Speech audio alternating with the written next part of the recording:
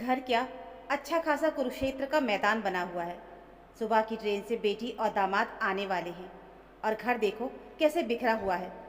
चित्रा जी ने बड़बड़ाते हुए कहा, घर में मेहमान आ रहे हैं और इस काम वाली को भी आज ही छुट्टी करनी थी। 10 बजने को है, महारानी का कुछ अता पता नहीं। झाड़ू बुहारी तो दूर की बात, रात के बर्तन भी पड़े हैं। 2 बार चाय भी बन चुकी है। नाश्ता कब निपटेगा कुछ पता नहीं। चित्रा जी का बेटा राजेश 1 कप चाय पीकर दफ्तर चला गया था। उसकी पत्नी आरती अपनी 3 महीने की बेटी को गोद में लिए बैठी थी। रात भर बच्ची रोती रही। उसने बहुत तंग किया, अभी भी सोने का नाम नहीं ले रही थी। जहाँ गोद से अलग किया वहीं रोना शुरू कर देती थी। और मोहन लाल जी जब से रिटायर हुए हैं उनका बर्ताव ऐसा हो गया है जैसे कहीं के लाड साहब हों। सब काम समय पर और एकदम ठीक होना चाहिए, कहीं कोई कमी नहीं रहनी चाहिए। सिंक में भरे हुए बर्तनों को देखकर चित्रा जी भन्ना रही थी कि तभी उनकी बेटी धानी ने पीछे से आकर उनके गले में अपनी बाहें डाल दी और मुस्कुराते हुए बोली, कैसी हो माँ? दामाद जी ने चरण स्पर्श किए। चित्रा जी ने खुश होते हुए बेटी को सीने से लगा लिया। चेहरे के हाव भाव एकदम से बदल गए। धानी बोली, क्या हुआ माँ, आप गुस्से में क्यों बड़बड़ा रही थी? चित्रा जी ने काम का दुखड़ा बेटी के सामने रो दिया तो धानी बोली, ये भी कोई बात हुई? आप अपने दामाद जी का हालचाल पूछो, मैं थोड़ी देर में सब कुछ ठीक कर देती हूँ। माँ बोली, पगली कहीं की, 2 दिन के लिए आई है, क्या तुझसे घर का काम करवाऊंगी? धानी ने कहा, क्यों माँ, क्या मैं तुम्हारी बेटी नहीं रही? पहले डांट डांट कर मुझसे घर का सारा काम करवाती थी, अब क्या मैं पराई हो गई हूँ? मेरा इस घर पर जरा भी अधिकार नहीं रहा? चित्रा जी मुस्कुराते हुए बोली, बेटी तब की बात और थी, तब तेरा ब्याह नहीं हुआ था, परंतु अब की बात और है।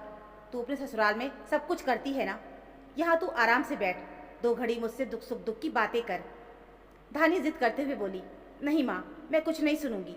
आप यहाँ से जाइए या तो आप छुटकी को लेकर बैठ जाइए और भाभी को यहाँ भेज दीजिए मेरी मदद करवाने को।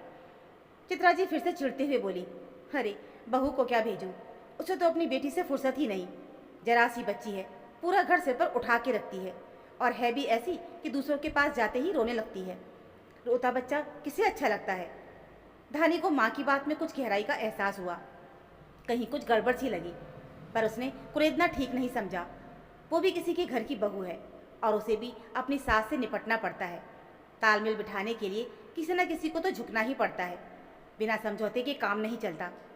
माँ से बातें करते करते धानी ने चाय बना दी और माँ के हाथ में चाय का प्याला देते हुए उसने कहा, तुम जाओ माँ, अपने दामाद को ये चाय दे आओ और 2 घड़ी उनसे बैठकर बतिया लेना। उन्हें भी तो पता चले कि उनकी सास यानी मेरी माँ कितनी अच्छी है। धानी ने ज़बरदस्ती माँ को रसोई से बाहर निकाल दिया और फिर साड़ी का पल्लू कमर में कसकर जुट गई। काम पर फुर्ती से काम करने की आदत उसे हमेशा से ही थी। देखते ही देखते उसने रसोई भी साफ कर दी। फिर वो अपनी भाभी से जाकर मिली, छोटी बच्ची को गोद में लिया और हंसते हुए बोली, ये तो बहुत प्यारी है, मन करता है गोद में लेकर इसका चेहरा ही निहारती रहूं। भाभी को लगा ननद जैसे ताना मार रही हो। उसने तीखा उत्तर देना चाहा, परंतु हंसी में ही टाल गई। धानी ने हंसते हुए कहा, भाभी इसे तो मैं ले जाऊंगी, मेरी भतीजी बहुत प्यारी है। आरती बोली, हाँ हाँ ले जाना, रोते रोते जब दिन रात जगाएगी ना तो सबके दिमाग ठिकाने आ जाएंगे। धानी ने थोड़ी देर ही बच्ची को गोद में लिया था कि वो फिर से रोने लगी। धानी बोली, लो भाभी संभालो गुड़िया को, मैं नाश्ता बना देती हूँ। भाभी ने जबरन हंसते हुए कहा, क्यों, तुम क्यों बनाओगी नाश्ता? क्या दामाजी को किसी दूसरे के हाथ का खाना अच्छा नहीं लगता? धानी बोली, नहीं भाभी, वो तो कह रहे थे कि अब की बार भाभी के हाथ के पालक प्याज के पकौड़े ज़रूर खाऊंगा।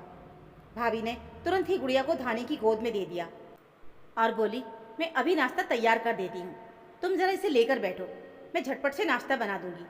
आरती ने पकौड़े बनाए और टोस्ट सेक दिए। अभी नाश्ता आधा ही बना था कि गुड़िया फिर से रोने लगी। पिताजी गर्मा गर्म जलेबियाँ ले आए थे। कपड़े बदले जाने के बाद भी गुड़िया लगातार रो रही थी। धानी ने भाभी को ज़बरदस्ती रसोई से बाहर कर दिया क्योंकि बच्चे की देखभाल बहुत ज़रूरी थी। धानी भी कुछ दिनों के बाद माँ बनने वाली है, उसके साथ भी यही सब कहानी दोहराई जाएगी। उसकी सास भी तो कम नहीं है, वो तो सैलानी है, घर में टिकती ही नहीं है। उनका सामाजिक दायरा बहुत बड़ा है, दिन भर घर से बाहर रहती हैं। मन ही मन सोचा तो देखा जाएगा, सब कुछ मैनेज तो करना ही पड़ेगा। धानी ने बड़ी फुर्ती से सारा काम निपटा दिया। नाश्ता करने के बाद धानी का पति साहिल किसी काम से बाहर चला गया।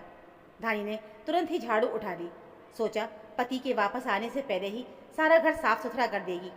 वो नहीं चाहती थी कि पति के ऊपर उसके मायके का बुरा प्रभाव पड़े। मायके का मान अपमान उसका अपना मान अपमान है। पति को इसकी भनक भी नहीं लगनी चाहिए। जैसे ही धानी ने झाड़ू उठाई, वहां पर भाभी आ गई। दोनों में खींचातानी होने लगी। ननद रानी, ये क्या कर रही हो? लोग क्या कहेंगे? 2 दिन के लिए ननद आई है और झाड़ू बुहारी चौका बर्तन सब करवा दिया। चलो हटो, आप जाकर माँ जी से बातें करो। धानी बोली, नहीं हटती, मेरा मायका है, मेरा घर है, मैं कुछ भी करूँ, आप जाकर गुड़िया को संभालिए।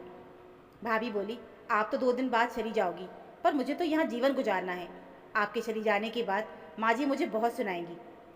भाभी ने ऐसा कहा तो धानी को लगा कि यहाँ भी कुछ ना कुछ दिक्कत ज़रूर है। अभी वो सोच ही रही थी कि बच्ची ने फिर से रोना शुरू कर दिया और झगड़ा वहीं पर ही समाप्त हो गया। भाभी मैदान से हट गई। माँ ने आकर रसोई संभाली, दोपहर की खाने की तैयारी में जुट गई, साथ ही साथ बड़बड़ा भी रही थी। बहू को तो छुटकी को नहलाने धुलाने और कपड़े साफ करने से ही फुर्सत नहीं, उसमें ही इसे घंटों लग जाते हैं। बच्चे तो हमने भी पाले थे और संयुक्त परिवार का काम भी किया था, पर आजकल की बहुओं से अपने बच्चे भी नहीं पाले जाते। क्या सुख मिला है मुझे, बरसों से इसी चूल्हे चौके में ही खट रही हूँ। सोचा था कि बहू आएगी तो मुझे छुट्टी मिलेगी, आराम करूँगी, परंतु यहाँ तो चैन लेने की भी फुर्सत नहीं। चित्रा जी सब्जी काट रही थी, परंतु मन में बार बार कसक उठ रही थी। बेटी को देखो, 2 दिन के लिए मायके आई है, घर के काम में लगी हुई है। आखिर लड़की है ना, माँ को समझती है। बहू तो बहू ही होती है, वो कभी बेटी नहीं बन सकती। दोपहर का खाना निपट चुका था, अब शाम होने को आई थी। धानी अपने पति साहिल के साथ बाजार से बहुत सारी शॉपिंग करके देर शाम को लौटी। वे दोनों बहुत सारी शॉपिंग करके लाए थे। साहिल ने पैराशूट नायलॉन की एक जैकेट अपने लिए और धानी के लिए खरीदी थी। उसने धानी के लिए जीन्स भी खरीदी थी। धानी दोनों चीज़ें पहनकर दिखा रही थी। चित्रा जी का चेहरा खिल उठा, दिल गर्व से भर गया। दामाद बेटी को कितना चाहता है, ये देखकर वो फूली नहीं समा रही थी और कहने लगी, मेरी बेटी आज भी बहुत सुंदर चुस्त दुरुस्त दिखती है। भाभी धानी को देखकर हंस रही थी, पर दिल में कसक थी। शादी के बाद सास ने उसकी सारी जीन्स टॉप बक्से में बंद करवा दिए थे, क्योंकि उन्हें पहनकर वो बहू जैसी नहीं लगती थी। अगले दिन बेटी और दामाद चले गए। घर सूना सूना सा लगने लगा, चहल पहल मानो समाप्त हो गई थी। इस सूनेपन को तोड़ने वाली केवल एक आवाज़ थी, और वो थी उस छोटी बच्ची की रोने की आवाज़। चित्रा जी को बेटी की चिंता सता रही थी। धानी का 9वां महीना चल रहा था। चित्रा जी भगवान से रोज़ प्रार्थना करती कि बच्चा ठीक ठाक से हो जाए। तुरंत ही बेटी को वो अपने पास बुला लेंगी, फिर 3 महीने से पहले नहीं भेजूंगी। आरती सोचने लगी, बेटी की इतनी चिंता, मुझे तो महीने बाद ही काम पर लगा दिया था, और बेटी को 3 महीने तक चारपाई पर बिठा के रखेंगी। यही तो फ़र्क है बेटी और बहू में। कुछ दिनों के बाद चित्रा जी की बहन की लड़की किसी रिश्तेदार के यहाँ विवाह समारोह में आई थी। वो अपनी मौसी से मिलने आई। चित्रा उसे देखकर चकित रह गई।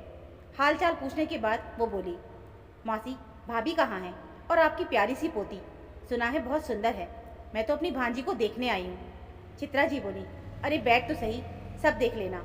मैंने कड़ी चावल बनाए हैं, खाकर जाना। वो बोली, ओहो मौसी, बस करो, तुम्हारे कड़ी और चावल हमेशा चूल्हा चौका ही करती रहती हो। अब तो भाभी आ गई है, अब तो आराम से बैठो।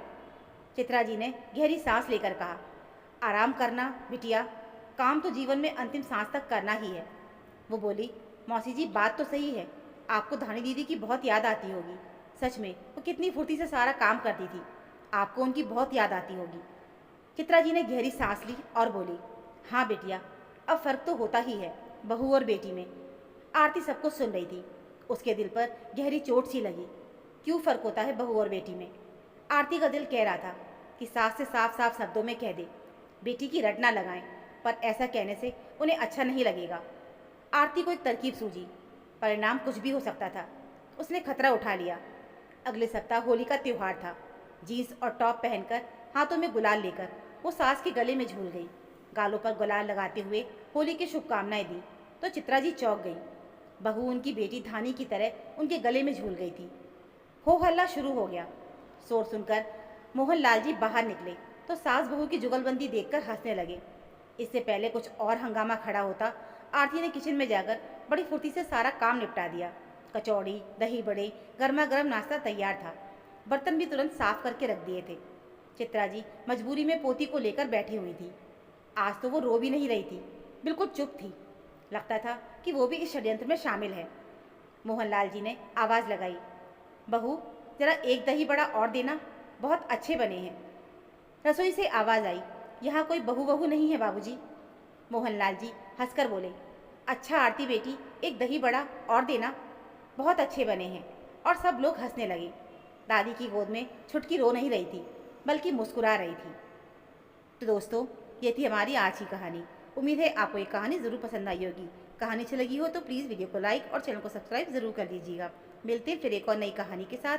तब तक के लिए धन्यवाद।